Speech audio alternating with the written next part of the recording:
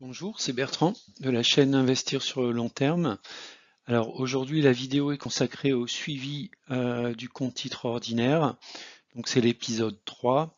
Et je vais également, puisqu'on est en fin d'année, je vais également parler de ma stratégie 2022 avec mon CTO. Avertissement, je ne suis pas conseiller financier, cette vidéo n'a pas pour but de vous proposer un placement financier ou un quelconque conseil d'achat, mais uniquement un but pédagogique et de partage. Vous restez responsable de vos investissements.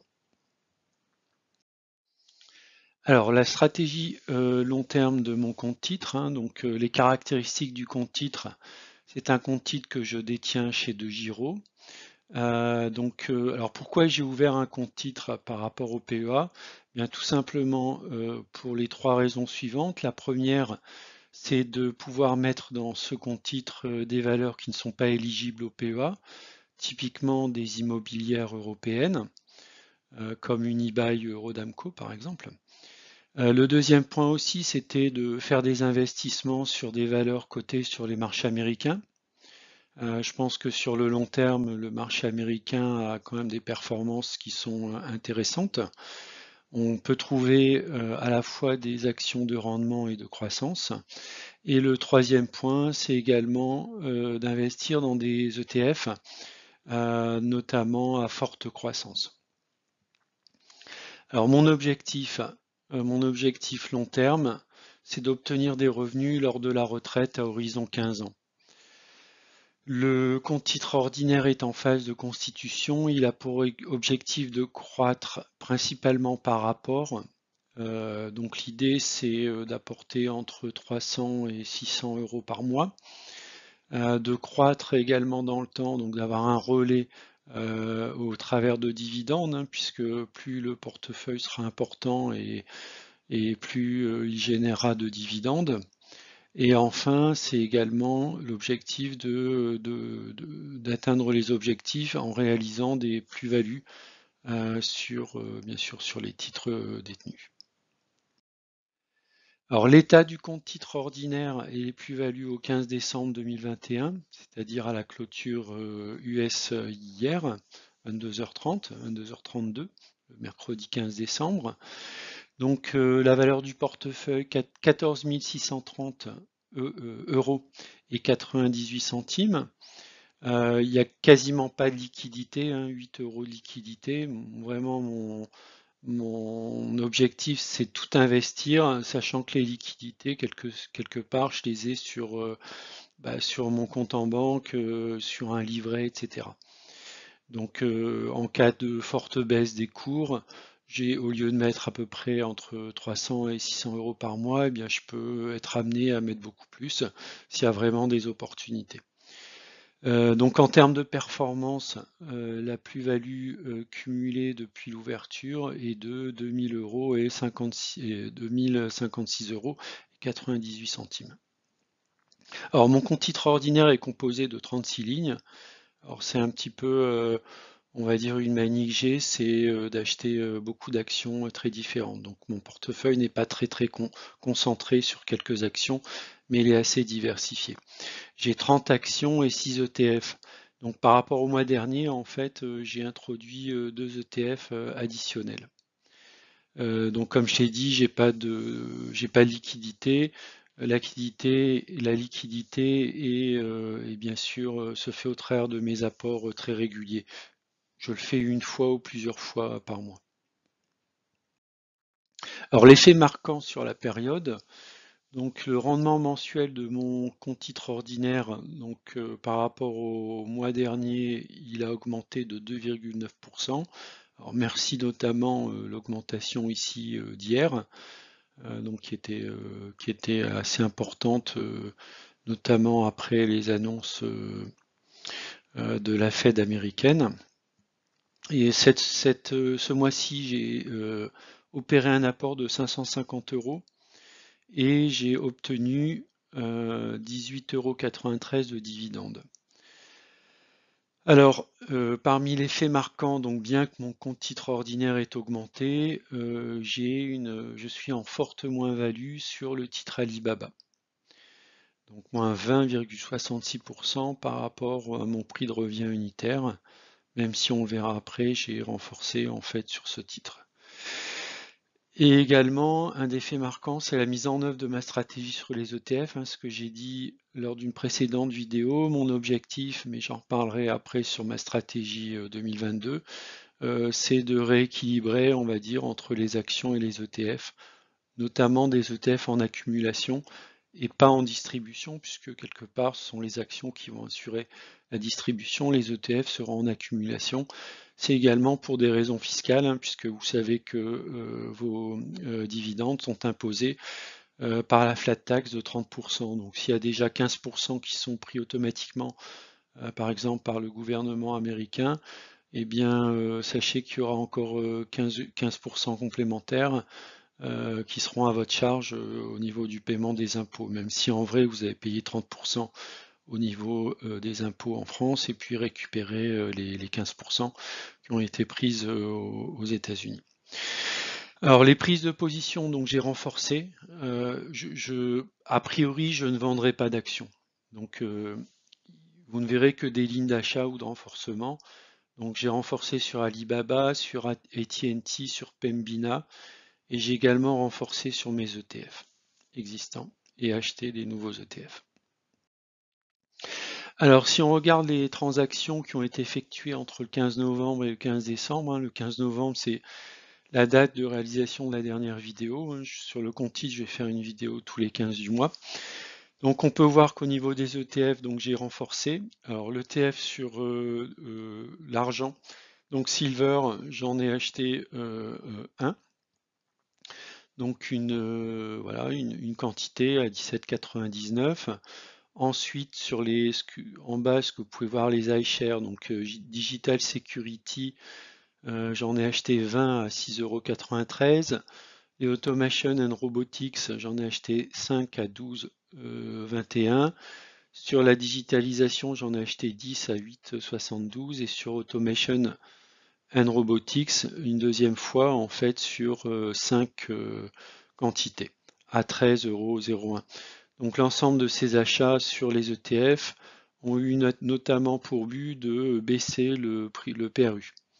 Alors sur les actions également, c'était une volonté de baisser le PRU, donc notamment sur des actions qui avaient pas mal baissé depuis mes différents achats. Donc sur AT&T, j'ai effectué un achat à 23,37 $, puis ensuite acheté 4 actions en fait à 22,86 $. Sur Alibaba, j'ai renforcé en rachetant une action à 123 $. Et sur Pembina également, 2 actions à 29,44 $. Donc le but était également de faire baisser le PRU. Alors mes positions sur le compte titre en termes de renforcement des ETF. Donc on peut voir au niveau des ETF, donc maintenant la part des ETF en fait est de 15,7% de mon portefeuille. Il était, je crois, autour de 10-12% le mois dernier. Donc on voit que la part des ETF augmente un petit peu et correspond à 2298 € sur l'ensemble de mon portefeuille. Alors, à signaler que ce sont des ETF à accumulation, ils ne distribuent pas de dividendes. C'est un souhait de ma part de constituer une partie de mon portefeuille avec des ETF qui accumulent. Et puis le jour où je passerai à la retraite, je convertirai une partie ou l'ensemble de mes ETF vers des actions à rendement. Alors mes positions sur le compte titre ordinaire, donc ça c'est bien les positions au 15 décembre. Alors on peut voir en fait globalement j'ai un portefeuille qui est en plus-value à peu près sur toutes mes positions, à part quelques-unes, donc j'ai cité Alibaba en fait. Le rachat d'une action à 123 € a permis de faire baisser mon PRU à 161 $, pardon. C'est vrai, je confonds un peu les euros et les dollars. Donc on parle bien de 161 $, mon PRU, avec un cours actuel à 122, donc je suis en moins-value de 20%. Donc également, j'ai renforcé sur AT&T, mais je suis toujours en négatif, moins 8,71%. également sur Befimo, qui est une rate belge en fait. Alors voilà, donc ce qui est néanmoins intéressant dans les rates, c'est qu'il y a quand même du rendement. Donc même si le cours n'évolue pas forcément très rapidement et très positivement, ce sont quand même des rates, donc une qualité, on va dire, du parc immobilier et puis également un rendement. Les rates, c'est typiquement ça peut être une substitution par exemple à l'achat de SCPI. Une très bonne performance par exemple de Broadcom, donc vous voyez par exemple dans la journée il a augmenté de 4% et je suis en plus-value de 54%. Donc ça c'est quand même c'est pas mal. Si on regarde la suite, donc Gecina, une rate qui est également légèrement en baisse de 4,17%. Pembina, c'est l'une des raisons pour lesquelles je me suis renforcé. Alors, Rio Tinto, j'hésite parce que c'est vraiment une action qui fait le yo-yo, donc j'hésite à renforcer en fait sur Rio Tinto. Et puis également Verizon Communication, hein, donc c'est toujours la faiblesse des opérateurs télécoms. Dans le cas précis, bon, je suis pas très loin en fait de mon prix d'équilibre, à moins 2,83%. Je suis même positif si on inclut, c'est la colonne de droite ici, si on inclut en fait les dividendes, on peut voir que Verizon Communication est tout à fait positif. Alors les actions, alors en fait pourquoi j'ai investi dans ces actions? La majorité des actions, en général, c'est des entreprises qui sont pas forcément connues, en tout cas pas forcément connues ici en France. Alors j'ai sélectionné ces actions notamment sur plusieurs critères. Soit c'était des actions à fort rendement, hein, c'est ce que vous pouvez voir à droite au travers de la colonne dividende. Donc par exemple AGNC 9,49% de rendement, AT&T 9,38%, Rio Tinto 8,63%, Befimo 7,07%, Pembina 6,74%, BG Foods 6,34%, Oneoc 6,28%, PPL Corp 5,67%, TC Energy 5,54% et WP Carré 5,23%. Vous voyez, rien que ces actions-là, on va dire qu'on a un fort rendement, un haut dividende. Alors, néanmoins, et c'est souvent ce qu'on dit, il faut se méfier des actions à fort dividende. Et c'est un peu vrai finalement, parce que si on regarde la variation par rapport à mon PRU, eh bien, à part Oneoc, on va dire qui est en très forte croissance, mais on peut voir quand même, par exemple, sur AT&T, Rio Tinto et Befimo, je suis plutôt en décroissance par rapport à mon PRU. Donc, même si d'un côté, j'obtiens des dividendes, d'un autre côté, en fait, j'ai une érosion en fait de mon portefeuille notamment sur la valeur nominale en fait de l'action. Donc c'est quand même quelque chose à surveiller. Peut-être que dans l'avenir, je vais me séparer en fait des actions à fort dividende pour plutôt me focaliser sur des actions qui ont des rendements peut-être un peu moindres, mais une croissance de rendement dans le temps qui peut être un peu plus bénéfique. Donc ça, ce sera une des questions à se poser en fait notamment sur l'année 2022, dans le sens des arbitrages. Et puis également, bah, quand on regarde la liste des actions qu'on peut voir un peu plus bas, ce sont en général des actions à dividendes relativement sécurisées. Hein, typiquement, si vous prenez des actions comme Verizon, Chevron, ABBV, Bristol Myers Squibb, Merck, Realty Income ou Broadcom ou Colgate-Palmolive, vous avez là quand même des dividendes relativement sécurisés.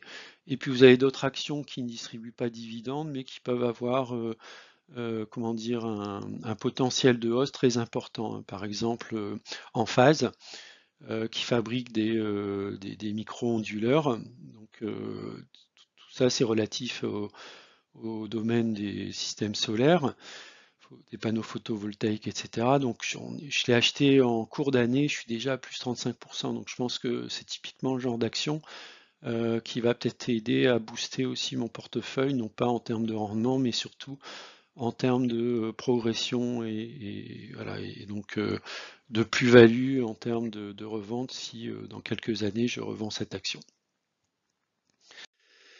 Alors, on arrive au bilan 2021 et stratégie 2022. Alors, ce qu'il faut savoir en fait, c'est que mon compte titre ordinaire a été ouvert en décembre 2020. Donc ça fait pile un an aujourd'hui, enfin aujourd'hui, peut-être pas aujourd'hui, ça fait peut-être un an et quelques jours qu'il a été ouvert.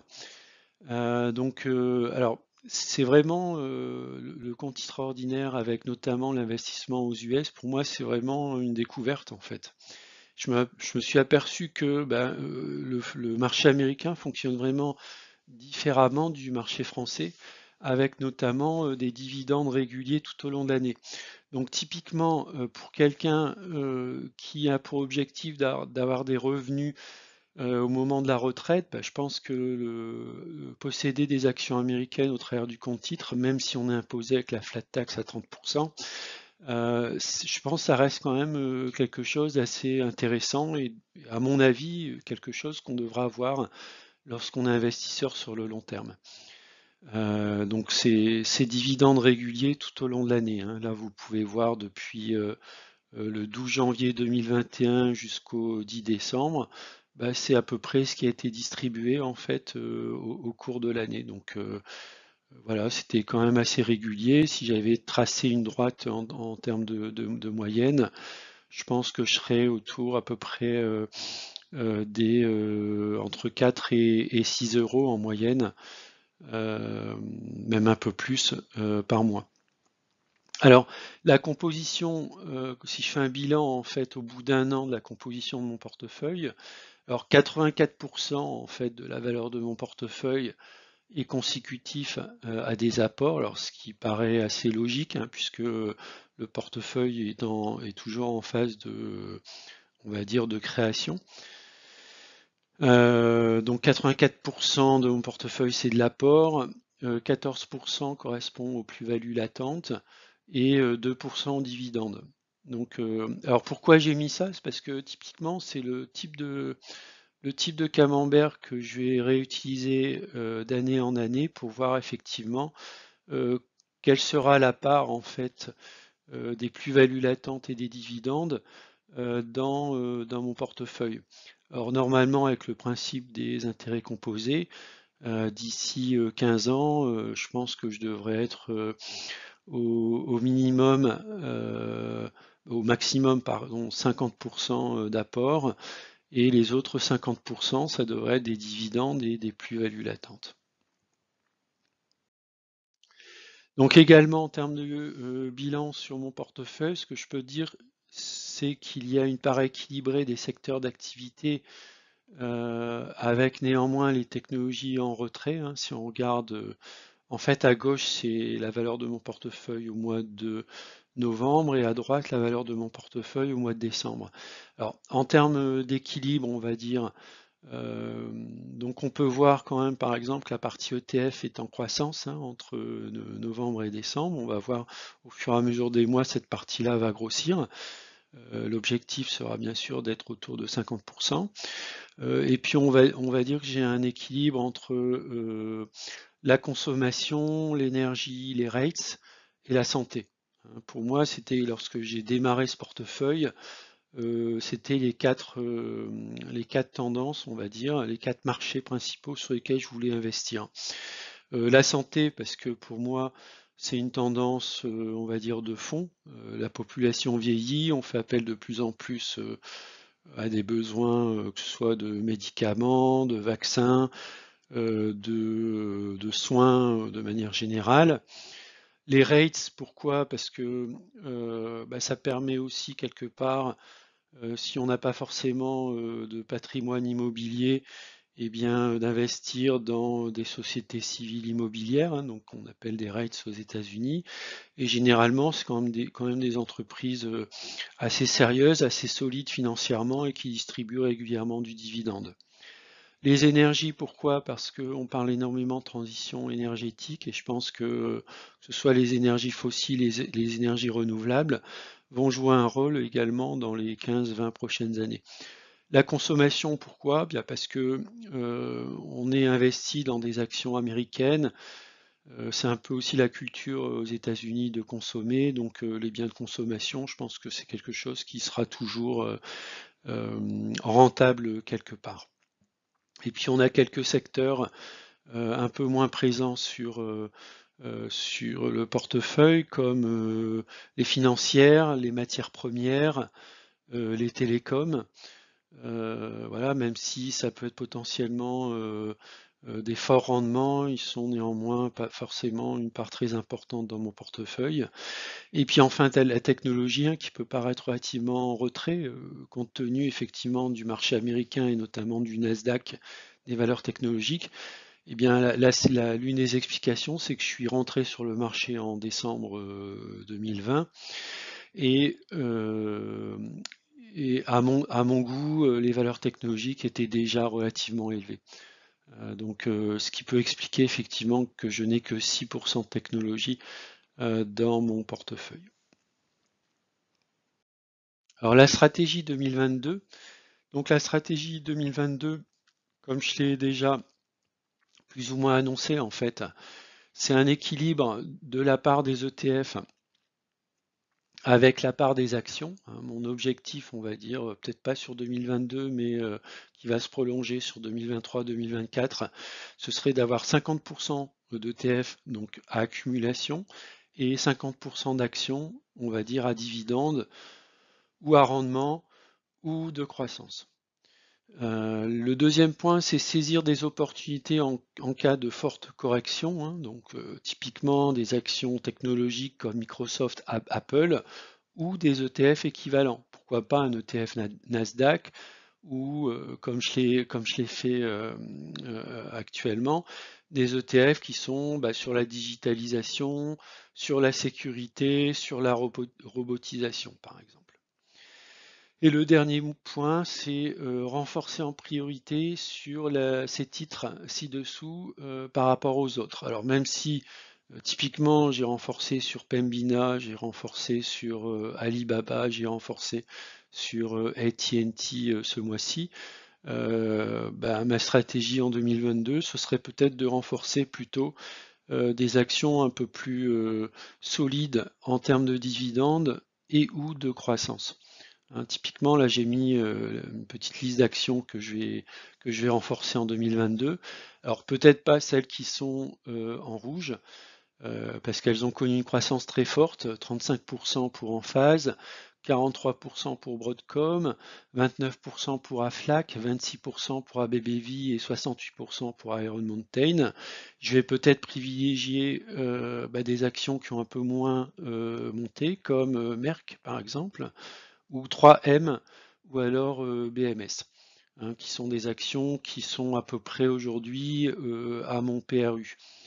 Et puis d'autres actions qui peuvent également être renforcées, qui sont Colgate-Palmolive, American Tower, Realty Income et également Chevron. Elles ont quand même, par rapport à mon PRU, elles ont quand même bien monté, mais je pense qu'elles peuvent être encore renforcées, même sur les cours actuels.